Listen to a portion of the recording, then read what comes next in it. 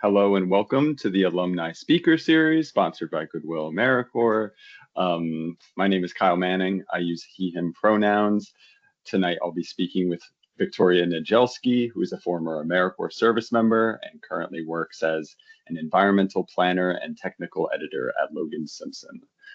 Tonight we'll be talking about an array of topics ranging from reflections on past service to the values of a liberal education. I hope you all enjoy it. Hopefully we'll have time at the end of the recording to answer some questions from the audience. If you have any questions, as Sol said, just feel free to write them in the chat and we can get to them at the end, or you can note them down and unmute yourself during the question and answer portion. In an attempt to make things a little more interactive and like a conversation, I would like to pause halfway through my questions and see if there's any questions in the chat, and if anybody has any questions in mind at that point, and then I can continue with mine, and then we'll have another question and answer session at the end. Yeah, so Victoria, are you all ready to get started? Yes, I am. Thank you, Kyle. Wonderful. So to start us off, I thought that the two of us should tell a little bit about ourselves. I'll start first, and I can hand it off to you. My name is Kyle Manning. As I said, I'm currently an AmeriCorps VISTA member serving at a small nonprofit in Lewiston, Maine called Community Organizing Alliance. They advocate for underrepresented voices in Maine state legislature. I'm primarily focusing on fundraising and grant writing in that position. I'm from New Jersey and came to Maine to study creative writing at the University of Maine, Farmington. And I have been floating in and out of the state ever since. So Victoria, do you mind giving us a brief summary of where you're from and where you've been and anything else you'd like before we get started?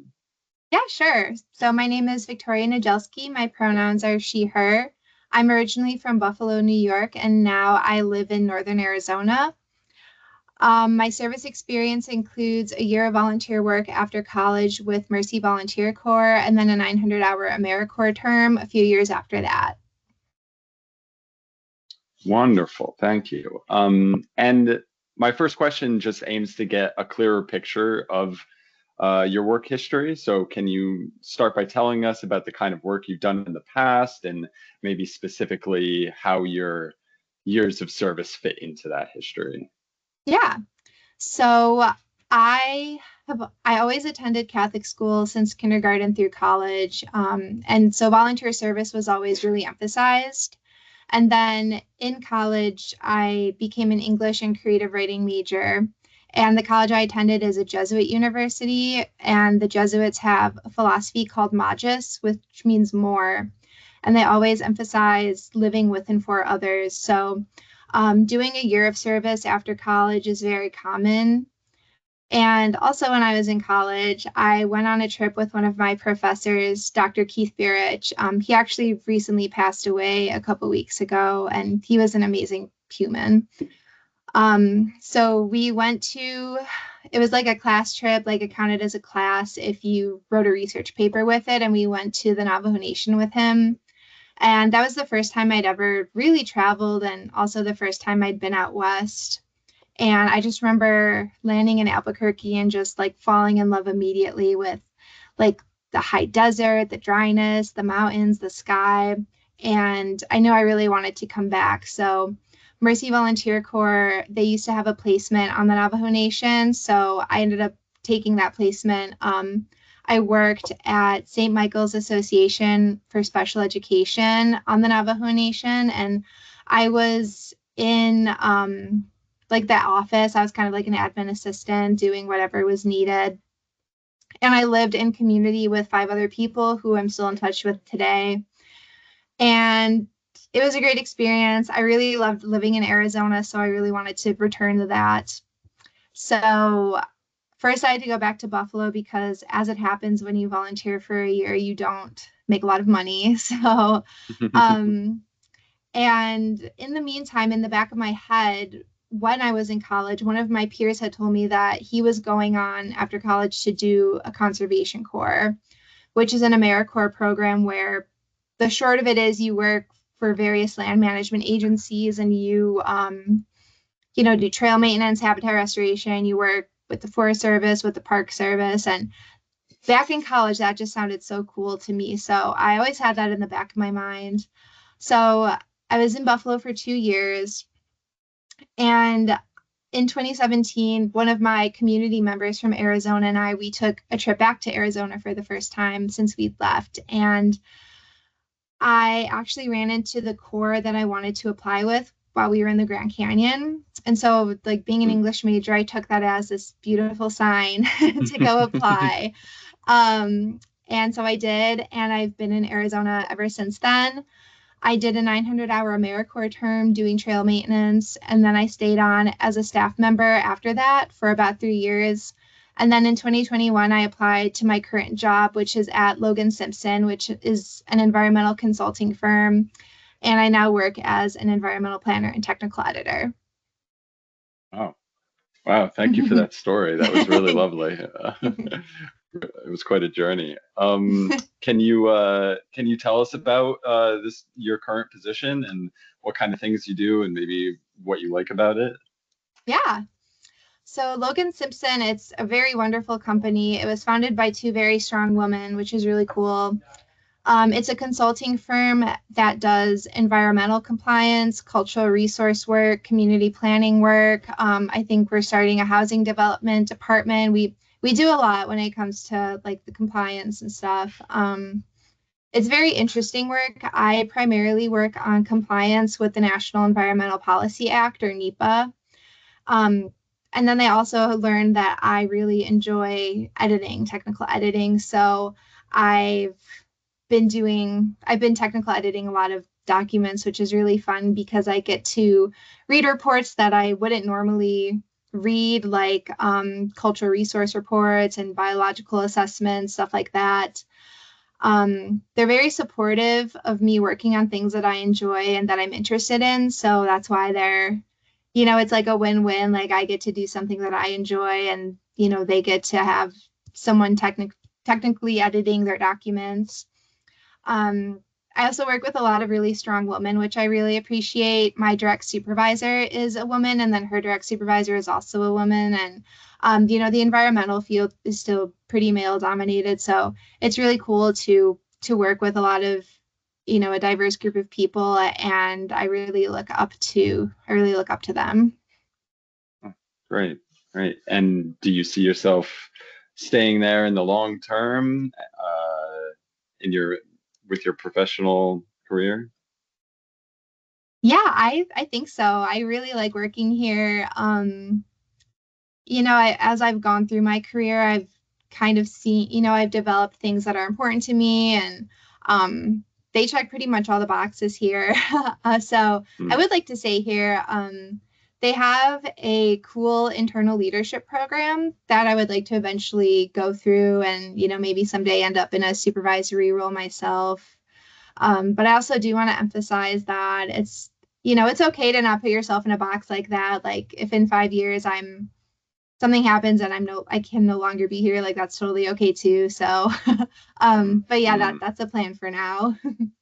Yeah, that sounds like a good attitude. Was there, and maybe you did kind of answer this with your story, but was there a moment when you realized that this was your path, getting out of college, or was it more a kind of gradual step-by-step kind of transition? Yeah, I think it was definitely more gradual, but it also makes sense for me. I've always really been drawn to the outdoors, and as a kid I was climbing trees and romping around in the creeks. And then in high school, when I was very impressionable, I read Into the Wild, which really, really stuck with me. And then in college, I was really drawn to the Transcendentalists, especially Henry David Thoreau. I loved reading Walden. And so, yeah, it does make sense.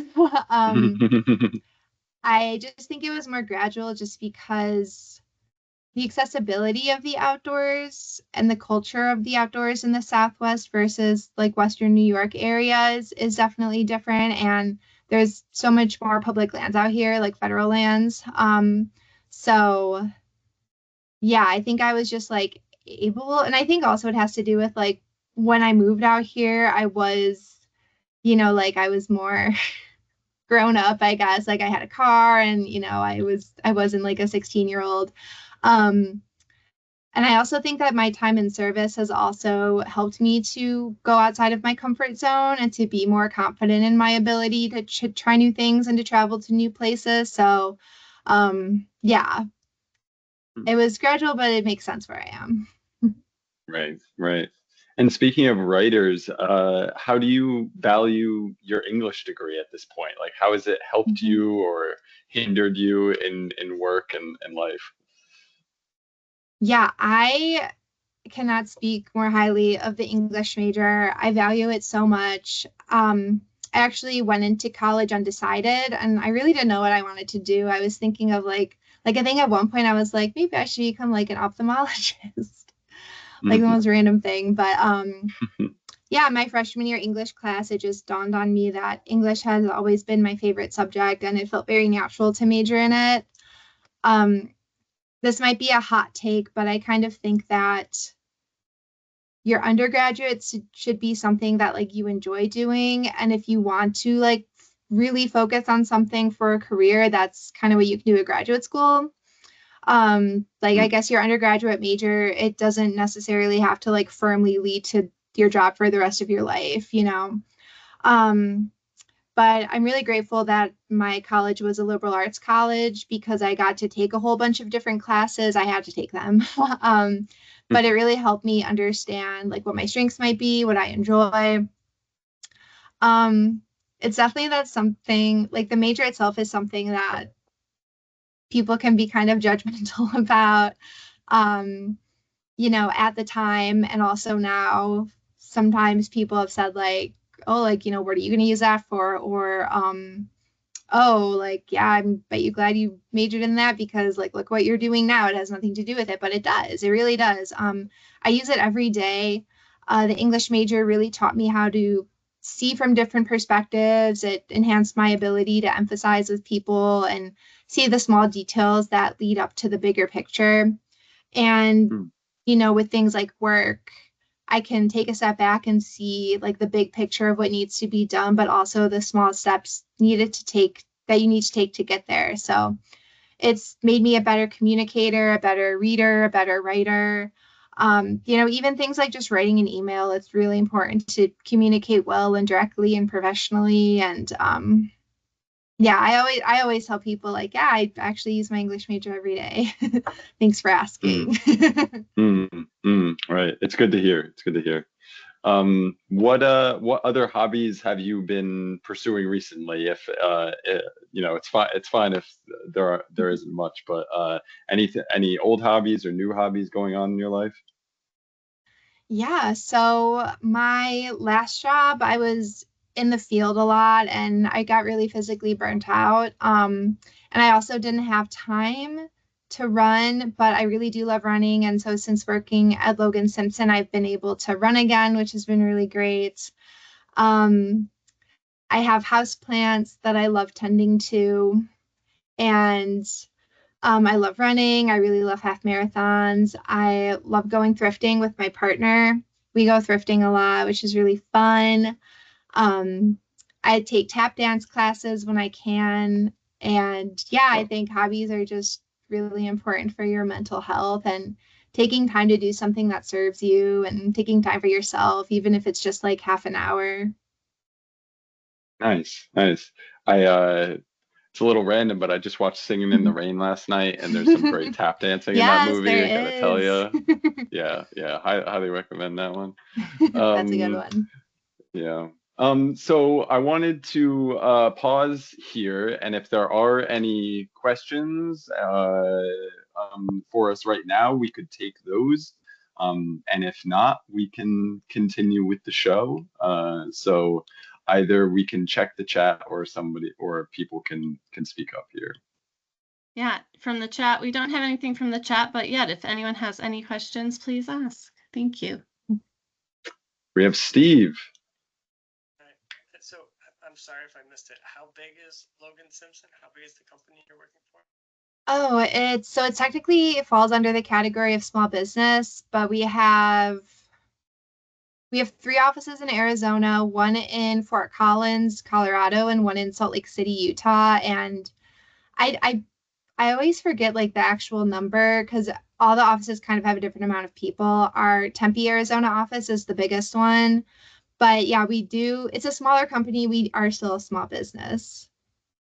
But it's like a bigger small company, if that makes sense. Like big enough to have like interesting opportunities for growth and variety in your work. Yeah, definitely. And there is we get one chat question here asking, Victoria, do you have any job search advice for people exiting AmeriCorps? Yeah, I would say definitely look at your role and think about how it would translate onto a resume. You're doing real work, your jobs are real, you're doing real things, you're getting real experience, and taking a look at job postings that you might be interested in and seeing things that they list, like working independently, working with the team, communicating directly, multitasking. Those are all things that I'm sure you guys are doing in your AmeriCorps terms. And I guess like understanding how to like mesh those together, like how to mesh job postings with what you're doing and how to update your resume. I definitely recommend working on getting references and let them know if you're applying to any jobs. Like your references can be coworkers, supervisors, old teachers, old professors. And I also think if you're not already doing so, it's always good to live somewhere other than where you grew up, even if it's just for like a year. It'll be a valuable experience. You'll learn a lot about yourself, and with that, definitely research where you want to live in terms of like cost of living, available housing, social services that might be important to you. Picturing like a little mountain cabin next to the river might seem great, but if you look into it more and the nearest hospital is 2 hours away and the nearest grocery store is an hour away and there's one gas station and it's super expensive, like think about there's no like yoga classes you can go to, like think about what you value and include that in your job search as well.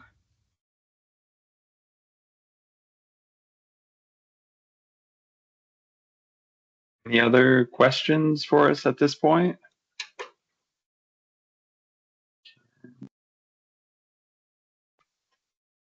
All right, let's move on here. So I would love to hear you talk a little bit about how you made the transition from living in the Northeast to where you are now in the Southwest. I have a particular interest in this because I also live like kind of a ways away from my family. So I'm wondering how you kind of manage that physical divide and those challenges that are presented. Yeah, it's definitely very different living here than living in Western New York. I do feel more like myself here. And again, that might just be like I've really, I moved here after college and I've really gotten to know myself more as like an adult. But yeah, the outdoors are really huge in Arizona, and I think that's reflected in like the culture here. So I think I just did well. I feel like Northern Arizona is kind of like dirty and gritty, and so I guess I am as well. And yeah, I can't always because when I go visit Buffalo, there definitely are differences, and I can't always like understand them, but like it's definitely different. And yes, I do still have friends and family back there, and we manage pretty well with like regular phone calls, keeping in touch on things like social media, which is kind of like a more passive way to like, check in with everybody if you don't have time, to make a bunch of phone calls every week. I do I do try to go back there like once a year. I used to travel for the holidays, but then with COVID, I stopped doing that. And I kind of realized that I just prefer to be at home for the holidays and not deal with like all the holiday travel craziness. We're about 2 hours away from the Phoenix airport, so travel is just like a huge, a huge headache. And then adding like the holidays to that. So I like to go in like spring or fall where the weather is very pleasant and, it's not a crazy blizzard or crazy humid. The last 2 years, I traveled back for the Buffalo Half Marathon, which was really fun. So it's kind of fun to like go back for an event and not just go and like, I don't know, people's lives just tick on. And one challenge is that Arizona doesn't follow daylight savings time. So our time never changes, and I am completely unbothered by daylight savings time, but I'm apparently the only one who understands that. So, my friends and family in Western New York, they don't always, I'll get like a 4 a.m. text. I'm just like, come on, it's so early here. And then just explaining Arizona to people, because I do live at elevation and it does snow. And it's usually like the temperatures are very pleasant. It's now 120 degrees here. And so just explaining that. But yeah, I think probably the biggest challenge is that, like I said, time just ticks on and people keep living their lives and their routines just as I'm doing here. And just like the passing of time. And like the natural, like, you naturally grow apart from people, and that is hard to manage with not living there. Yeah, it really does sound like you have kind of found yourself over there and are comfortable. So that's it's very nice to hear. Mhm. Could you give us, like, I know we kind of covered this with one of the audience questions, but could you give us maybe one or two lessons that you learned after leaving AmeriCorps about finding and pursuing a career, like something that you learned from your experience? Yeah. I would say probably the biggest lessons I've learned are going outside of your comfort zone, and how it can be scary and it's okay to be afraid, but it's kind of like be afraid and do it anyway. I mean, I've done so many different things out here, both like for work and for recreation, and I've kind of realized now that like nothing, I don't know, unless you're like doing something dangerous, obviously, like nothing bad's gonna happen, and like it's gonna, like just, yeah, like try a new thing at work, like give yourself grace to learn about it. Everyone started somewhere, every author had to learn to read.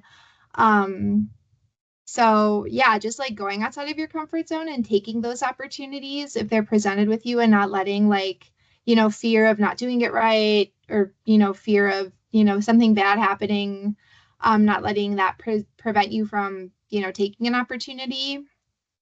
And I think also just treating people with kindness is really important. You never know what someone's going through, and it's really important to, just be kind and be inclusive and treat people kindly. At my AmeriCorps position, we were always like working on different crews with different people. Like everyone was always being shuffled. And so I got to, interact with so many different people who have so many different like learning styles and communication styles. And, you don't lose anything from just being nice to someone. So I would say that as well.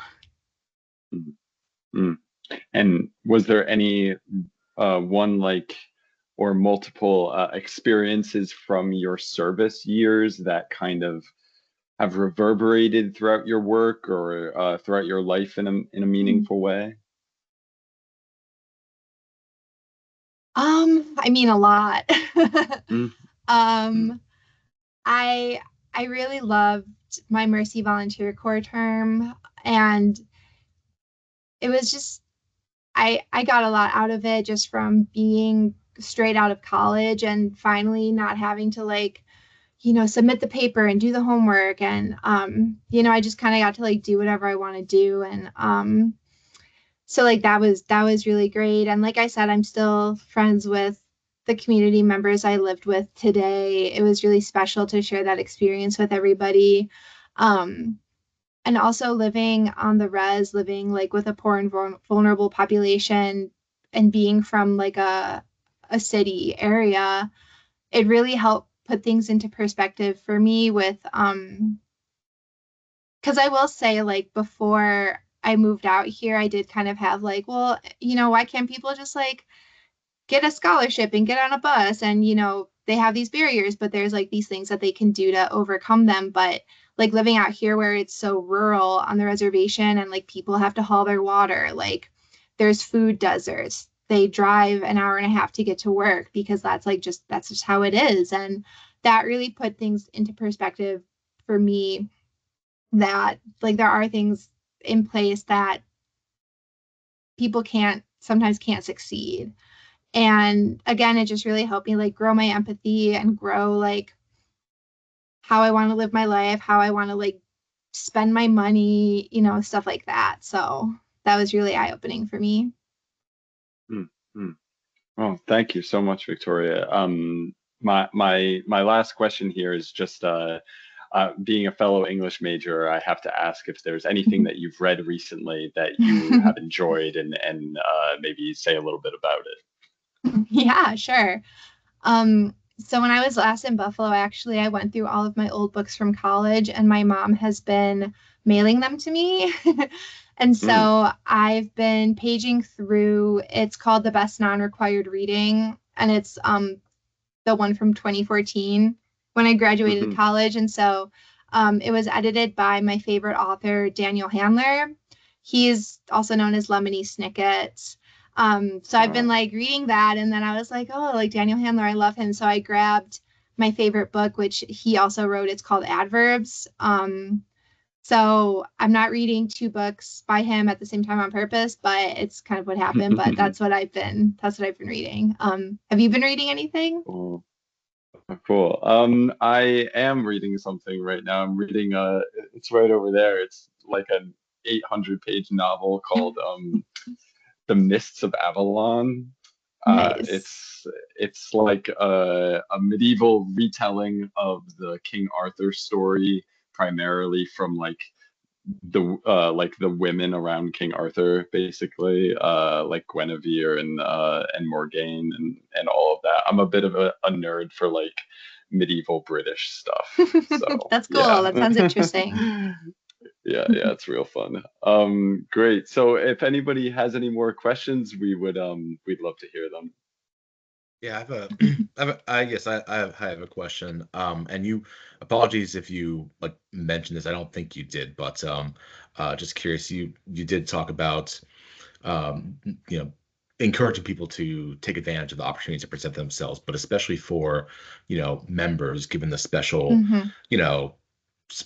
role that they play, and how they're not volunteers but they're not employees, but they're kind of that special role. How would you encourage them to make their own opportunities?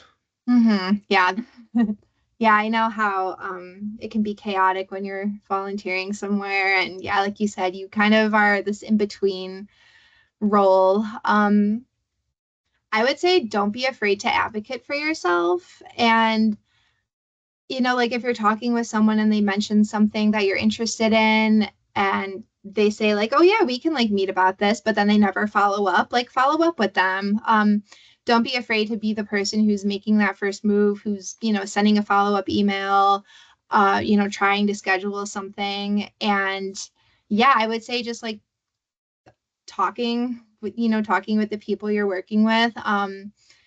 My role as a technical editor, I don't just work in the environmental department. I get to like work with the Fort Collins team, and they do a lot of work with like trails, and I get to go over here in biology. And so I get to like talk to all these people, and I feel like I've gotten to do a lot of, I've been out on like biological surveys with this at Logan Simpson, which has been really fun. And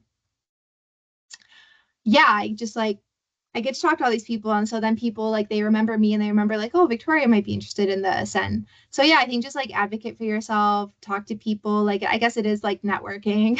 So yeah, I guess network and, say yes to things.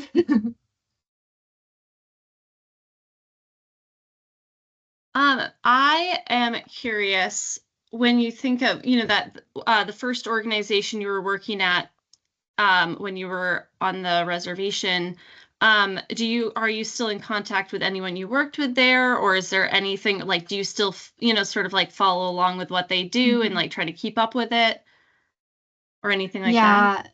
Yeah, that's kind of tricky because COVID like really, really hurt the Navajo reservation. They tried to have like shutdowns and curfews even, but the state of Arizona didn't really do anything. So it really hurt. I mean, like the special ed school itself was already, it's always kind of struggling, and the COVID just like did not help at all. So I do like try to keep track, I'll like check the website, check their social media. I think right now there's currently 2 people in their retirement, they're volunteering there, and they're trying to like get things going again. And they did reach out to me on LinkedIn. So we've kind of been in touch, but it's hard. I do like to, when I go, if I'm like driving that way, I do like to kind of like drive around and like take a look at how things are going. 2 of my friends, they did Mercy Volunteer Corps the year after I did, and they ended up staying at the school and working there for a few years. So like they're kind of more in touch than I am, because they were actually teachers. So like we'll talk about stuff and we'll talk about updates. But it's hard. It's hard. And on a different, more fun note, because you talked about going thrifting, have you, like, what is your most, whether it's fun, and that could be like the weirdest thing or like the most surprising thing you found or the most exciting find you've ever had, like going around thrifting, searching? That's hard. Whenever I go with my partner, he knows he's like really into like hunting and fishing and stuff, and so he knows like brands of stuff that it's not like it's not like Patagonia where everyone knows what that is. Like it's like the more subtle brands. Like the other week he got this, like I think it was like a $100 fishing pole or something, and he got it for like $10. So those are always really exciting, like the finds where you're like, clearly they don't know what this is and it's priced so low. I did recently find a fancy coffee maker that makes like cappuccinos and lattes, so that was really, really exciting for me because I've kind of been looking for one for a while.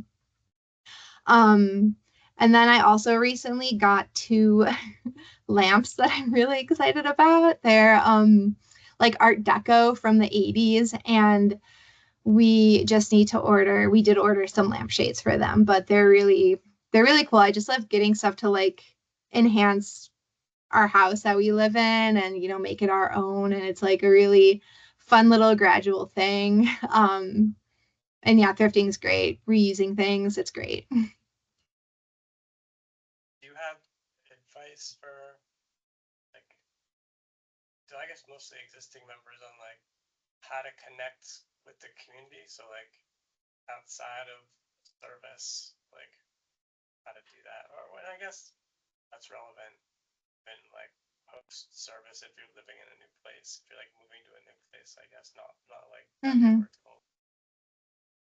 Yeah, I know that social media is such a great tool for finding things in the community and knowing things to look up. Like going to your local library, of course, is a great resource, and people often, will post things on the bulletin boards of events or clubs or groups. I know there's apps where you can like look up, I think it's like Meetup or something, but you can look up if there's any local groups who, they meet up to, play board games or to do puzzles or to crochet. And yeah, I think just like keeping an eye out for stuff like that, like doing some Googling, some thorough Googling, and yeah, like, go to the library, go to the, a lot of times there's like free workout classes in the summer, going to those things. And again, like not being afraid to talk to people, which is scary sometimes, but, going to the farmer's market, just seeing what like, free resources are available in the community. And, maybe